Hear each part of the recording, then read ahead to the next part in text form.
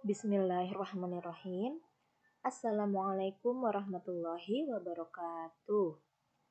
Tepang deui di pangajaran basa Sunda dinten ieu. Dinten Kemis, kaping 21 Oktober 2021. Tujuan pangajaran dinten ieu nyaeta maca teks wacana kabaresihan ku lafal jeung intonasi nu merenah. Ayeuna hidep rek siapkeun buku paketna heula. Sekarang kalian siapkan buku paketnya dulu ya. Dibuka halaman 66 jeung 68. Buka halaman 66 dan 68. Di dinya aya teks nu judulna kabaresihan. Nah, di sana itu ada teks tentang judulnya itu kabaresihan. Yuk orang maca sasarengan. Nah, hidep regepkeun nya contoh Bu Guru cara macana kumaha.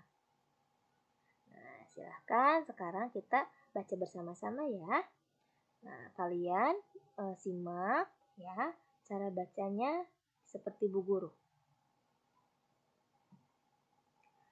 Kabaresihan. Agus sakola di SD Margahayu. Sakolana hegar tur asri. Barudakna berseka. Mata kresep nu ningali. Ayeuna teh poe Jumaah. Poe nu disebut Jumsih. Jumaah beresih. Sakabeh siswa wajib beberesih. Barudak geus sadar sorangan. Yen kabaresihan teh sabagian tina iman. Geus teu hese nitah barudak beberesih. Sabab geus pada ngarti. Lingkungan teh kudu bersih. Mun beresih tinangtu pangeusina sehat. Sehat jasmani jeung rohani. Tara aya siswa nu micen runtah di mana wae. Ayeuna lanjut ke halaman 68 nya. Sekarang lanjut ke halaman 68. Saminggu sakali sok dibewarakeun. Mana kelas nu beresih jeung nu kotor. Nu beresih sok dipasrahan piala bagilir. Nu kotor mah dihukum kudu meresihan kelasna. Geus 4 minggu ayeuna kelas Agus narima piala kabaresihan. Agus salaku KM-na nu narima pialana. Atuh barudak beuki soson-soson miara kabaresihan kelasna. Anu dilakukeun Agus jeung babaturanna teh hade pisan. Sabab maranehna geus bisa ngajaga kabersihan kelasna.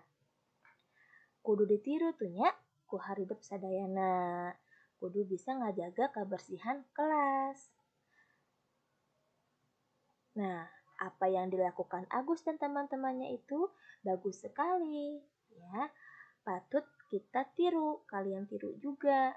Nah, karena mereka sudah bisa menjaga kebersihan kelasnya.